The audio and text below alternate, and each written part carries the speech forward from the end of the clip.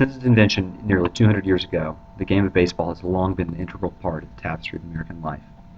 From stickball showdowns in the urban jungles of Brooklyn to games on cornfield-carved diamonds in the Midwest, baseball has been a spring and summer rite of passage for countless generations of American children, and Hillsborough, North Carolina is no exception to this trend.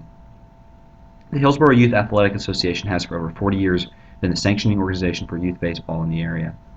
Thousands of kids have come and gone through the league in those 4 decades, from T-ballers to future major leaguers. But within all of this flux, Jeff Wagner has been a constant. Mr. Wagner currently serves as the commissioner of the HYAA Exchange League for 9 and 10-year-olds, and the coach of his son Caleb's team. But what makes Mr. Wagner's connection to the league so special is that he himself suited up in an HYAA uniform during his childhood in Hillsborough. Wearing number 1 in this old team picture, Mr. Wagner still today cherishes his baseball experience growing up in Hillsborough. His father was one of his coaches back in those days, and at their home just south of town, Jeff and Sherry Wagner try to provide sons Caleb and Luke a similarly carefree childhood. 10-year-old Caleb Wagner loves to ride his dirt bike and play with his beloved dog Sadie, but his true passion is baseball. Along with 14-year-old Luke, who plays for Stanback Middle School, Caleb's love of baseball turned their games and practices into full-fledged family events. Take, for example, one of Luke's recent games against Gravelly Hill Middle School. With the eldest Wagner son on the mound pitching the 3rd inning of a 17-0 blowout, Mr. Wagner and his father cheer on Luke from the stands. Meanwhile, Caleb heads over to an adjacent pitching mound to get some impromptu practice, while his brother mows down Gravelly Hill hitters just a few feet away. But like any 10-year-old at a ball game, distractions become too tempting to pass up, and Caleb and a friend head off to the football field to look for shot put balls left from an old track and field meet. But before long, Stanback's 24-0 slaughter of Gravelly Hill is over, and Mr. Wagner loads the bats, cleats, and helmets that Luke passed off to him into his pickup, and the family heads over to Bojangles for their post-game meal. Lingering for over an hour with family friends, the Wagners discuss family vacations, the results of the last game, and the latest news around town, before an exhausted Caleb convinces his mom and dad that it's time for him to get home and get to bed.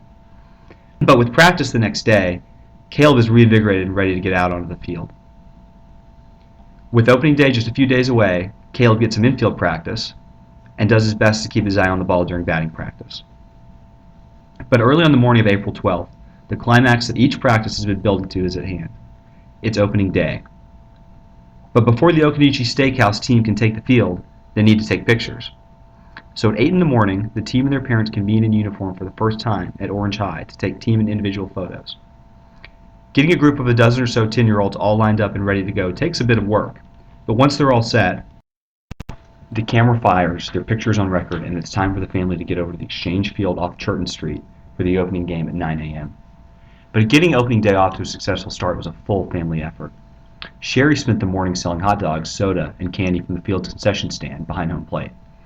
Jeff, meanwhile, was at Exchange until 11 o'clock the previous night, lining and manicuring the playing field to make sure that everything was perfect for the first game of the new season.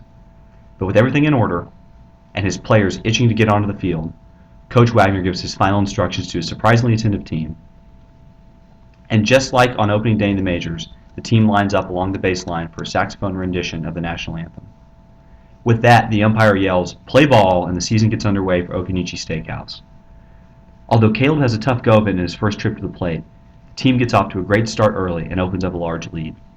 Caleb is playing well in the field, manning his usual position of third base.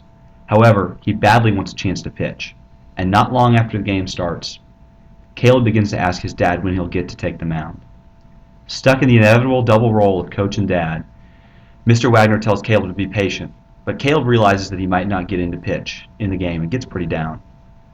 Even when his team makes a great play on the field in the inning, Caleb wears his emotions on his sleeve. But despite his temporary disappointment, the positive momentum on the scoreboard continues, and Caleb is all smiles by the end of the game as his team finishes up on top, eking out a close 11-10 win. Shaking hands with their opponents, Mr. Wagner and Caleb celebrate a win and look forward to a fun season ahead. A father, a son, and a family, tied by their love of the game.